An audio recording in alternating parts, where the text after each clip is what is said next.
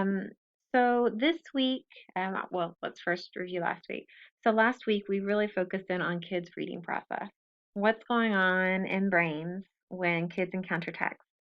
And we keep circling back to, three main circles. If you think about that Sumida chart from last week. So meaning being like that first and foremost, like, does it make sense what I'm reading? Visual, that V, that's the phonics, the letters, the words. And then S, the structure. Does it sound right in the English language to even say, this word as I'm reading it? And so we looked at the reading process. We looked at what could be different types of readers, kiddos who may be more dependent on one kind of information more so than another. And what we're looking for is, what Richard Allington presented to us in that very first or second week, second week of our course around a strategic reader who can problem solve and is independent and successful when they're encountering text and that they love, reading. So now that we've talked about process and thinking about, what's going on in kids' brains, before again that we delve into guided reading, I want you to think about the classroom overall environment. And this is a big section, or two sections technically, of your 2-week plan. Notice that I keep going back to that 2-week plan because I want you to be building this over the semester. I don't want you to wait to the very end of the semester and try to throw it all together. This class should build towards it. Um, so we've built, pieces, or at least talked about pieces of section D, different components of your framework. Now I want to look at sections A and B of that 2-week plan that you are going to be submitting for your final project. And those two things talk about your environment, both the physical environment and like the social aspect of your environment. So we hit on this a little bit, throughout each week of, what this should look like physically. You've seen some examples of different teachers and how their rooms may be set up. Socially, we've discussed a lot about how kids need to feel, independent, successful, that there needs to be some agency within this. Um, but what one of my favorite resources in South Carolina is Clemson University's Reading Recovery Program.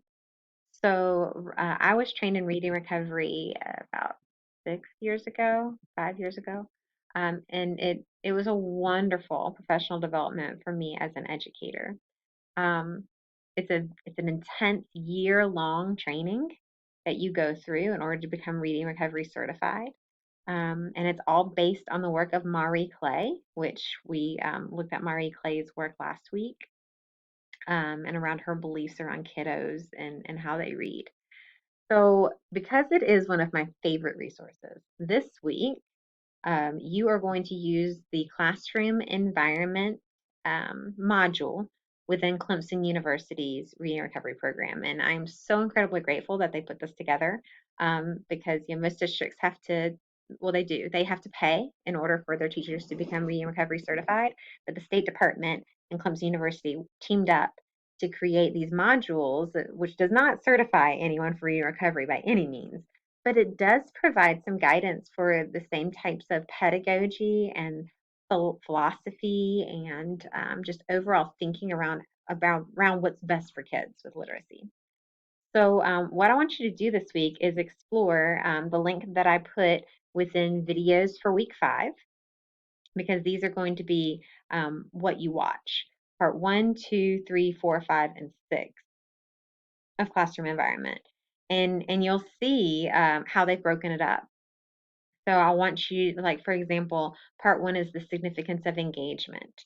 And your readings have to do with engagement as well, both from Sarah Vallow and some other suggested readings that I have up there. Well, not suggested for you, required for you, but suggested for educators when we're thinking about engagement.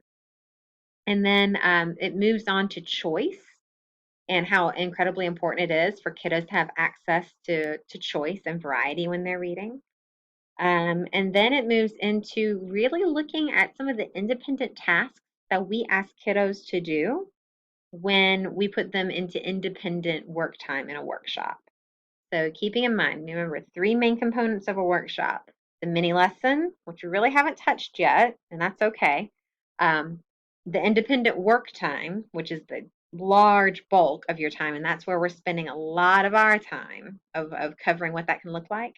And then the sharing celebration piece of a workshop. So when we're talking about that independent work time, the tasks that kiddos are asked to complete, whether it's in centers or stations or whatever you want to call it, as the teacher is meeting with guided reading groups, are crucial. Because not only do they have to have kids focused on a task that keeps them engaged while you're working with small groups of kids, it has to be not just engaged time, but quality engagement time that are actually building them as literate kiddos. A lot of the time, it ends up just looking like busy work. And that's because, lack of time, lack of preparation for teachers, but it really is such a crucial, crucial component of that independent work time that kiddos are engaging in authentic and meaningful tasks. And so I feel like Clemson does a great job of looking at that in part 4. Part 5 is the physical environment. Woohoo! Can you see how this is going straight into your 2-week plan? Very specifically around what it should look like, what physically, what it should look like socially, how we can really use that space. And then the last part, there it is again, right from to your 2-week plan, socially. What should it look like? And what should it sound like? And they specifically focus on turn and talk, and how talk between kiddos, which doesn't always have the teacher front and center, can really help develop literacy. So these are, I wanted to take the time in this module and just make sure that you knew what I expected as far as your videos for this week. So it is part 1 through 6, and you can read the overviews of each segment if you want to. So example, if we were going to read the significance of engagement and the overview for that one, they give you just a small little overview, but it's really, I mean, you're more than welcome to read the summary of it, but it doesn't say like a whole lot about it. Same thing with this one. It'll give you a quick summary of what each one is, but the main gist of what you're doing is watching these slideshow engagements. A couple of these supporting documents I have uploaded into your week 5 files. A couple of them are good tools to utilize as teachers or as future teachers. So those are there as well. So keeping in mind that this week's focus is on, think about section A and B of your 2-week plan, really focusing in on the social environment of your classroom as a reader, as literate kiddos, and the physical environment, what that can look like. And so that will be this week's focus. Next week, we will finally get into guided reading itself and what that looks like. A couple of other things to mention for this week. In week 3, you chose your professional book study or literature study group. Just keeping in mind that you guys are keeping on pace with, deciding as a group what you're going to read, how you're going to present that information to the rest of the class, what format you're going to choose.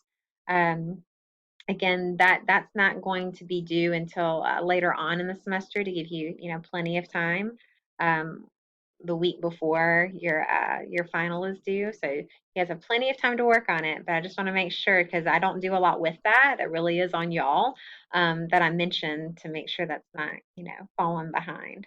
That you guys are meeting regularly, whether it's virtually or in person, and just discussing what you guys are going to do as far as sharing the information around the piece that you selected. All right, so that's this week. This week's pretty quick because I'm not gonna do a whole lot of the talking this week. I'm gonna let Clemson University's wonderful experts do the majority of talking this week. So as always, I'm here and available for you if you need me. Just reach out and let me know. Thanks, y'all.